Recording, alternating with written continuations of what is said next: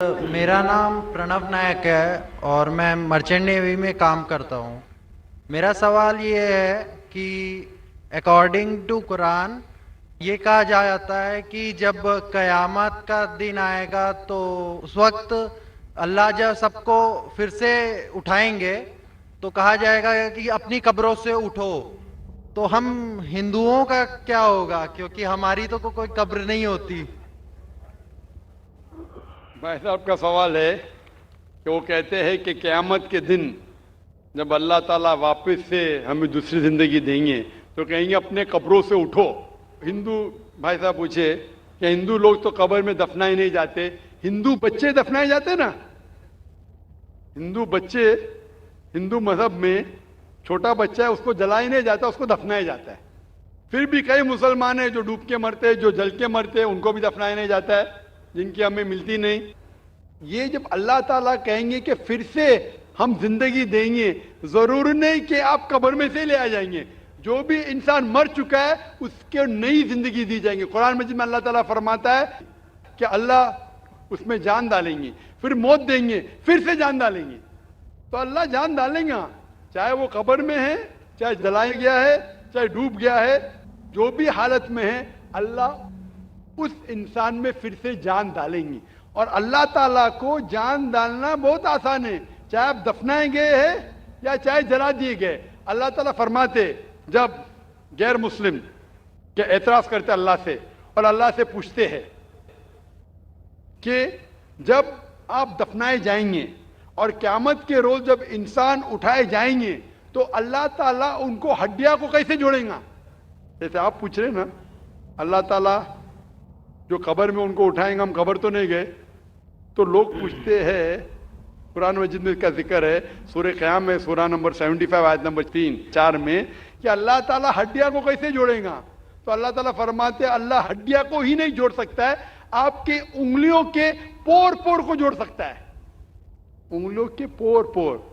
आप सोचते हो अल्लाह ताला क्यों कहता है क्या उंगलियों के पोर पोर को जोड़ सकता है। आज की साइंस ये कहती है, सर फ्रांसिस गोल्टिन एक साइंटिस्ट है जो सन 1880 में एक डिस्कवरी किए कि फिंगर प्रिंटिंग मेथड के दो इंसान करोड़ों लोगों में भी उनके फिंगरप्रिंट यकसा नहीं हो सकते। तो अल्लाह ताला फरमाते हड्डियों को तो छोड़ो, मैं आपके उंगलियों के पोर पोर को इकट्ठा कर सकता हूं और हू बहू वैसे पैदा कर सकता हूं। तो अल्लाह के लिए फिर से जान डालना बहुत आसान है, चाहे वो इंसान दफनाया गया है या जलाया दिया गया है या डूब के मरा है। अल्लाह को फिर से जान डालने में, चाहे वो मुसलमान मरा या हिंदू मरा या ईसाई मरा, अल्लाह को जान डालने में बहुत आसान है, कुन फयकुन।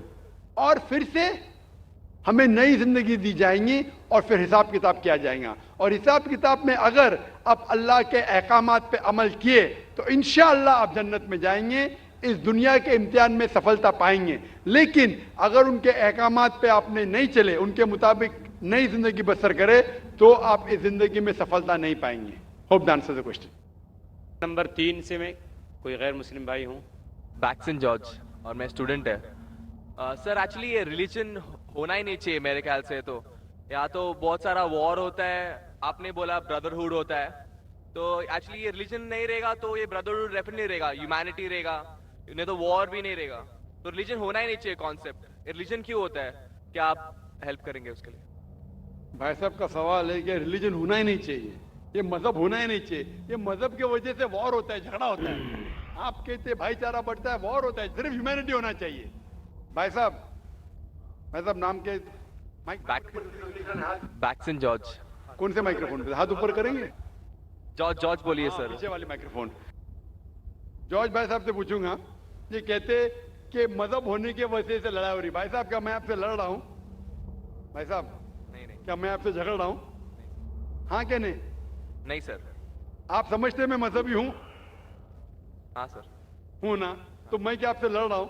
जो सही मजहब को जानता है, सच्चा मुसलमान है, वो आम तौर पे झगड़ा नहीं करेगा।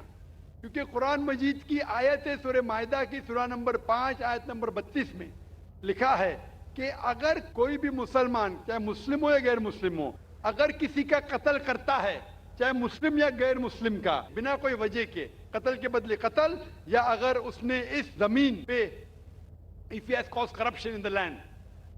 इन दो वजह के अलावा अगर कोई इंसान दूसरे इंसान का कत्ल करता है, गोया के ऐसे है कि सारे इंसानियत का कत्ल कर रहा है। मैं आपको एक मिसाल दूंगा। जब मैंने लेक्चर दिया था टेररिज्म मुस्लिम मोनोपोली, तो अक्सर जैसा हमारा सेशन होता है कि गैर मुस्लिम को पहले चांस दिया जाता है, तो जब मैं कह रहा था इस्लाम के बारे में, इस्लाम की क्या राय है दहशतगर्दी के बारे में, जिहाद के बारे में, तकरीर के दौरान मैं मिसाल दे रहा था कि मुसलमान टेररिस्ट नहीं होते अक्सर, और इस्लाम मजहब टेररिज्म के खिलाफ है, दहशत के खिलाफ है।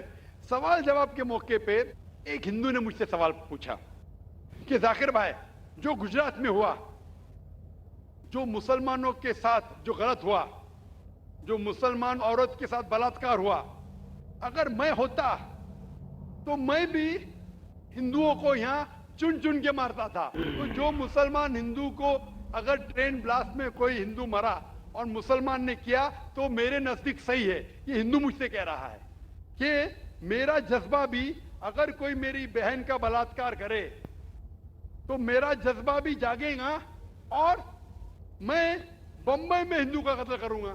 कौन कह रहा है? हिंदू मुझसे कह रहा है। तो मैं उसको जवाब देता हूं, भाई साहब आप बिल्कुल सही कहते हैं। आम इंसान यही सोचेगा, आम इंसान यही सोचेगा, और आप आम इंसान जैसे सोच रहे और सब पब्लिक में तालियां बज रही थी। लेकिन मैं आम इंसान नहीं हूं, मैं मुसलमान हूं। मेरा मजहब, मेरा रब मुझे इजाजत नहीं देता है, अगर कोई हिंदू ने किसी मुसलमान का कत्ल किया है या कोई औरत का बलात्कार किया है, मैं वही मजहब के इंसान बंबई में उसका कत्ल नहीं कर सकता हूं। ये इजाजत ही नहीं है। अगर मैं शायद मुसलमान नहीं होता तो मैं कहता था हाँ वो हिंदू से आप सही कह रहे हैं। मेरा मजहब मुझे इजाजत देता ही नहीं। ये आपकी इंसानियत है जो कह रही है।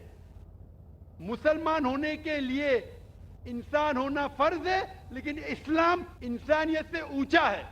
क्योंकि मैं मुस्लिम हूं, कितना भी जज्बा मुझ में होगा, लेकिन मैं मेरे रब, मेरे खालिक, मेरे अल्लाह सुब्हानहू व तआला के हुक्म के खिलाफ नहीं जा सकता हूं। जो शख्स ने कोई मुस्लिम औरत का बलात्कार किया उसको पकड़ो और उसको पुलिस के हवाले करो, पकड़ के सजा दो, लेकिन दूसरे इंसान को वही मजहब के अगर मैं कत्ल करूंगा, ये बिल्कुल इस्लाफ है।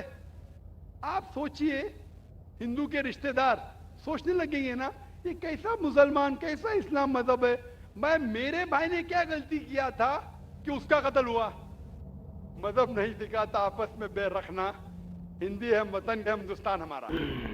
आप जो कह रहे इंसानियत का सबक जो कह रहे हैं आप, इंसानियत अच्छी चीज है, लेकिन इस्लाम इंसानियत से ऊपर है।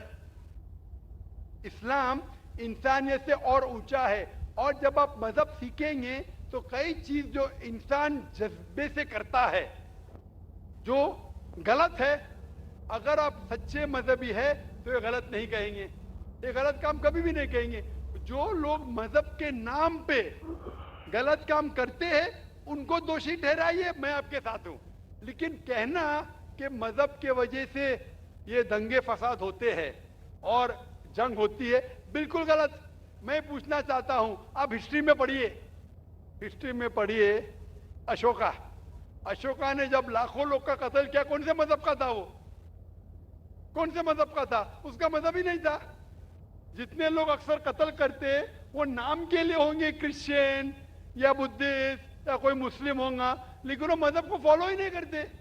आप तारीख में देखिए, आप तारीख अगर देखेंगे, मैं पूछना चाहता हूं कि जितने कत्ल आज हो रहे हैं, जितने कत्ल आप देखते हैं कि ये कत्ल क्यों हो रहे? अमेरिका अफगानिस्तान पे हमला क्यों किया? क्यों किया? मजहब के लिए। क्यों किया? दुनिया जानती है, ओपन सीक्रेट, तेल के लिए। इराक में घुसी क्यों? मजहब के लिए। करोड़ों का कत्ल किया, क्यों किया? मजहब के लिए। मजहब के नाम पे मुसलमानों को बदनाम किया जा रहा है। ये मजहब ही है। अगर सच्चा मजहब है, सही मजहब है, तो कभी भी नहीं सिखाता कि इंसानों में झगड़ा करना। अगर वो कुछ गलत काम कर रहा है, अगर गलत काम कर रहा है जो शख्स गलती कर रहा है उसे पकड़ो, उसको सजा दो, मैं बिल्कुल उनके साथ हूं। लेकिन आम इंसानों में झगड़ा करना, फसाद पैदा करना इस्लाम कभी भी नहीं सिखाता। ये इस्लामी मजहब है। इसीलिए इस कॉन्फ्रेंस का उन्वान है Islam the solution to humanity, इस्लाम इंसानियत का हल। तो जो भी मुश्किलात इंसानियत में हैं आज की तारीख में, इसका हल सिर्फ इस्लाम में ही मिलेगा।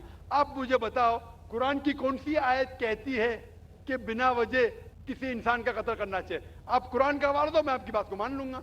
आप सिर्फ मीडिया के जरिए जो मीडिया गलतफहमी फैला रही है इस्लाम के खिलाफ, उसकी बुनियाद पे कहने लगेंगे कि मजहब के वजह से ये दंगे फसाद होते हैं या मजहब के वजह से लोग कत्ल करें एक दूसरे का। ये बिल्कुल बेबुनियाद है। मैं पूछूंगा कुल हाथु बुरहानुकुम इन कुंतुम सादिकीन, आप अपना सबूत पेश करो अगर आप सच्चे हो।